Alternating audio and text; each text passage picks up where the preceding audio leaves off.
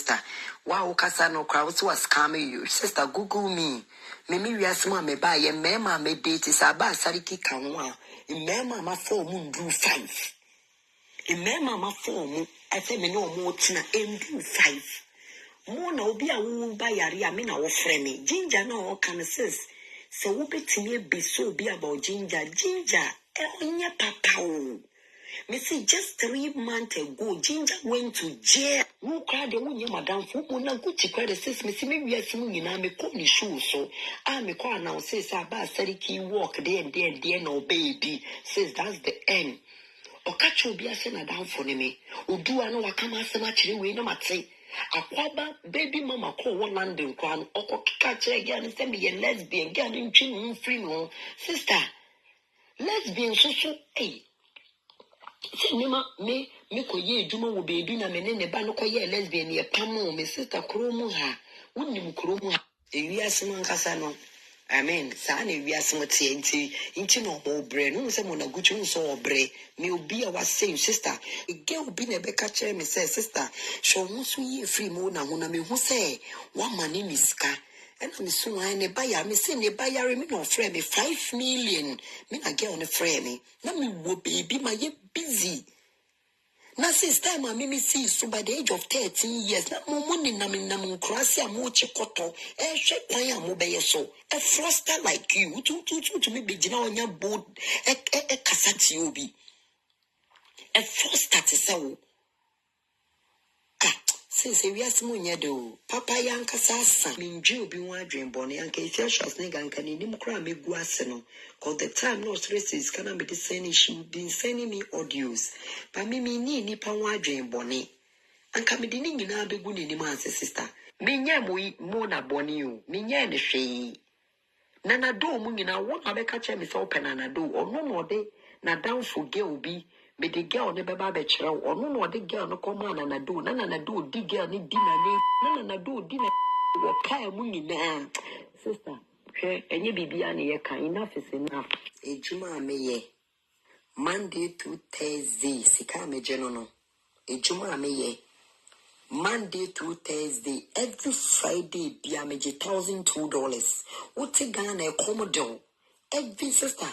Monday to Thursday, sika mejeno no. Into onimu nyansa. Monday to Thursday, sika mejeno. Where after taxes.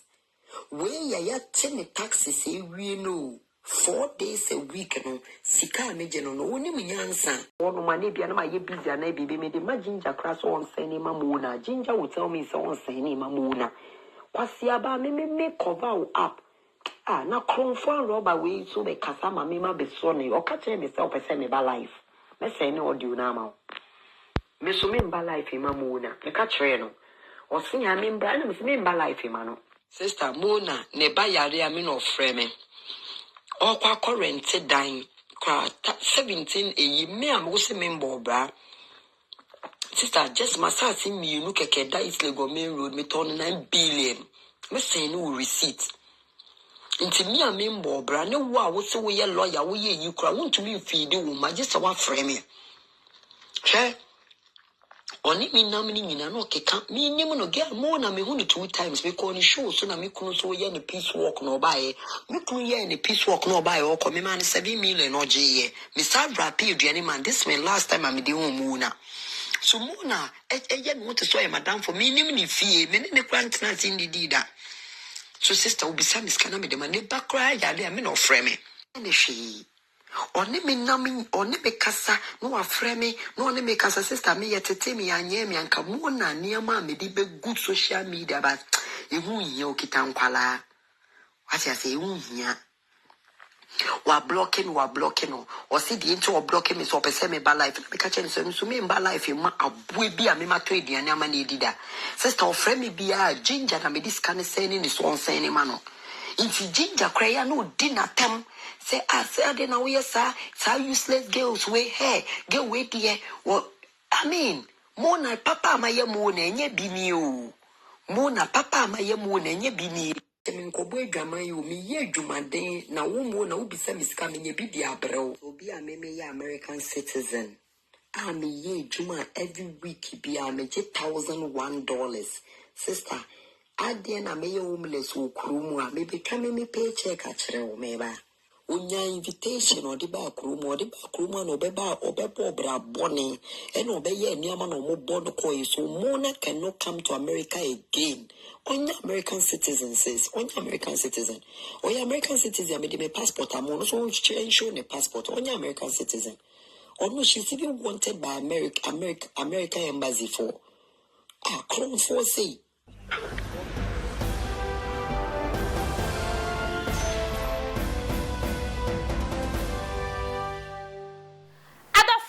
Obi biara kwa ba edeba sindi Crash TV sumidi ene obaya gege eye Aisha Mudi ana waba be reply eye Munaguchi ensense mu hwem amodini de emede emesere so edini yase Aisha Mudi Munaguchi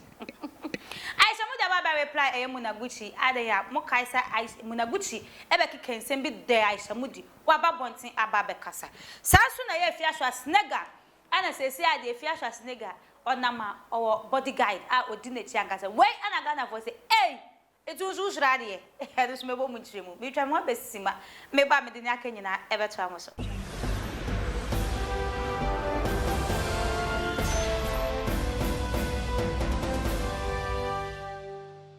adafo me kwaya masan so ababio na me de mo start no eya Aisha Mudi ana waba bedidi eye Munaguchi atem me asemne de eno anya tem de nemu mempuatwa mokai se Munaguchi babonte be kan se Aisha Mudi se mimi Munaguchi efre ni mribi se o ma me boy na u Aisha Mudi no ho be na ye a obetima ma Munaguchi boy enye me na meka muna ene kan muna sa Aisha Mudi wo ho be na ye a obetima ma me boy o boy sa he na wo wanya ana wa ma me bie wo sala shembe na ye papa wo sala shembe ana me ebe fiti me aka tell me say me fraud say my boy or there say for evidence for proof for recording for better want wo dey nim say wo dey o record wo kunkura recording na nkanta mo no enyo no Munaguchi ana muna beki kensem we no ahye Aisha Mudi pay because Aisha so babonten abawe plan do kan na say do the babonten be kan so no dey on my life say na wo muna o ka so on my life na nya do be ba life na emomu no ene mama akumie no bi no bebo so muna o siden o yam kwom sapateku o yam kwom e kwomba te sew o hia ni ba te sew azani te sew wo obayale kura me Aisha Mudi na afra me na send this kemri bi the last time come send this man send this kebiem eya na me ni ho baby am so ma ye busy wo so bajale ati so owu e na me send 500 cedis 500 cedis am de send e wo etuti me baba te se me mo bra me da asenyankopon hyiram kahye kodu na mo me mosum ntru akwam da asema Aisha Mudi ekeka che Munaguchi no wo oba me ho o ko me ma 700 Ghana cedis oje mesre kura oje peso na te wo san baba nte be ka se me mo awoda oh enya nwanwa because o ma se da me mo muska kese kwa mo se me mo amoda na nkantama wo na wo kura minimu me hu twice pe me ba wo show sumribi ana da to sumie me ku program bi na wo ba bie enti no wan kasa no minimu wan kasa so na me sendu skat se do ya madamfo o de na me se madamfo no wadamfo ne hwana wuni madamfo na na ba na mo kan o se den na damfo no kan ne de wo wuni madamfo Munaguchi enfo wazan ya ma ne ma me so mitimi sendu ska na obi gira nchen na osuma me se muna yonye o do be so mu o be to de do be so mu na ene se eduru enti o de amanfo no mutu ne fo no o do mo bo kwa akomo o mankasa Aisha Mudi ki kensem bebre o se wo yem komo hia ni ba te se o hia ni mo bro wa te se wo Munaguchi se bibiti sinyira wo na wo nka hu o ke kensem o pa yi Aisha den se wo be tu Japan na Ghana for say home mami udi anim so de nyankopon hira wo pa yi ana nyame hira wo so ubie bia wo nsem de ubie pa na mom susu kasa obi yam kom and 500 cedis 700 cedis eno na wo ana maboa no chese wo de wiase kame ya Aisha Mudi o nipa bia Ghana ha de demra meme ya gaga nkwa na omo ameda Aisha mudi ankasa mehwehwe no serious oh serious pa mehwehwe no because said the celebrities no do one now aboa wa aboa mu nya mo obi escapen sami ni krampo no so atadwane ma na di pen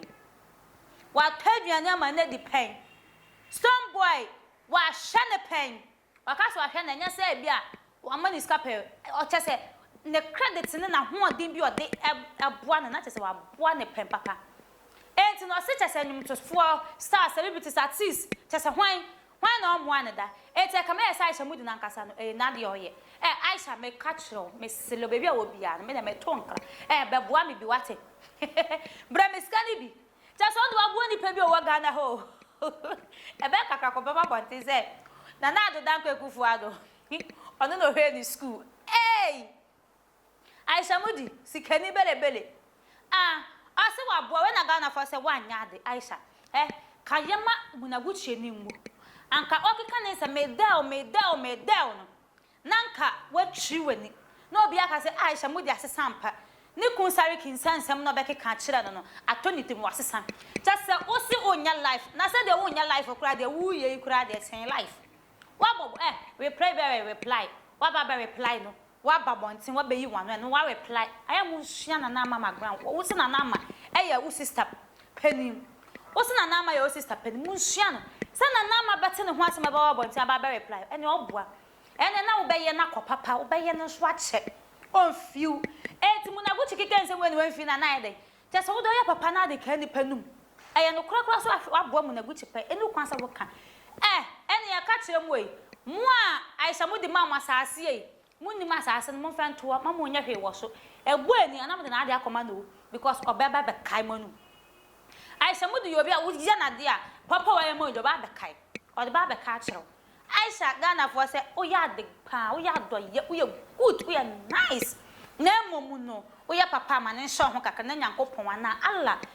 enshraw ankasa adofo bi kika mensam de to asos na te say e fiaswa snega and e fiaswa they say do akofa bodyguard odidi na chi e say fiaswa nso shurade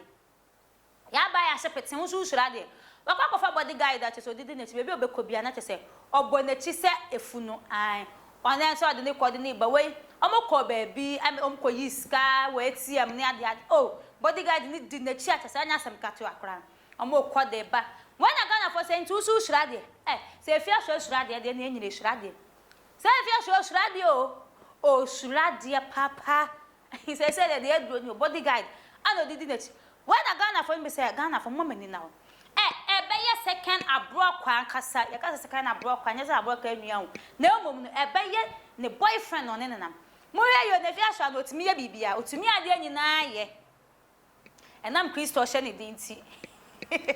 otimi ade nyina obekom na second abrokwa ntwetwe mutwo ne nwenwen ne mpena ne shodi ne baby enti no Ghana for ebi musa mama mani na ho efia so bodyguard ono no fele so ade ne boyfriend ba beto abonti ye nimu ne enti efia so agusu up to now efia so enti mi fa ne boyfriend meto abonti ye nimu ne enti ye nimu ne enti enti se fia so eni obi nam na so di na chi Ghana for mu hwe yie enye ne bodyguard bia na emom eye ne boyfriend sa na Ghana for ni bi ka me mom de minim asa ne bodyguard because said the wa kunkon di na chi de o chen eyi ai sa da kunkon di na chi de me hu ni say bodyguard be Ghana for se mom ye ni na ho enye ne bodyguard be kumbe na ne mpana a otwi ni kakra when na Ghana for me so nsura de aden asofo mpo ebinom fa bodyguard ediomachi asofo nom mu a ye beje ahoban bo wo ho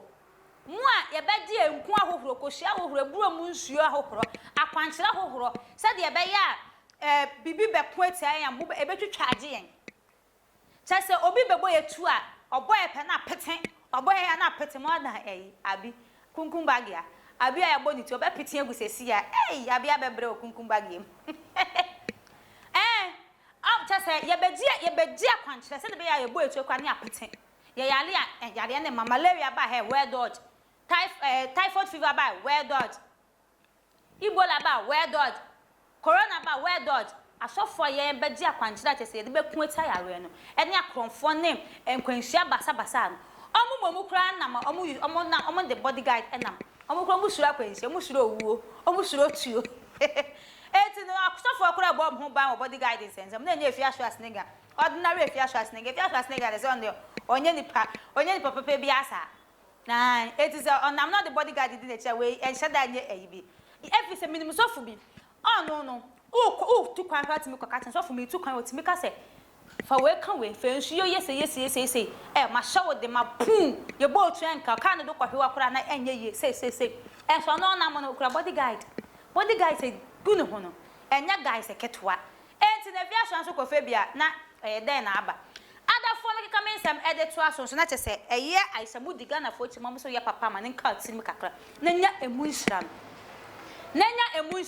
na da isema ye we ana ma ye we enti reverend obofo ni stone boy no mam keka ho papa mo yaw ana mo babonten ebe ka wo benya aso atena se amamme mpa show wo de sheda chese shedan kasa face munaguchi na jai papa wa ya mana ana kwala so na so de man no de kusan ba ya we nhira we de kanji nhira na de na wo ye ohun sanso na efia shasnega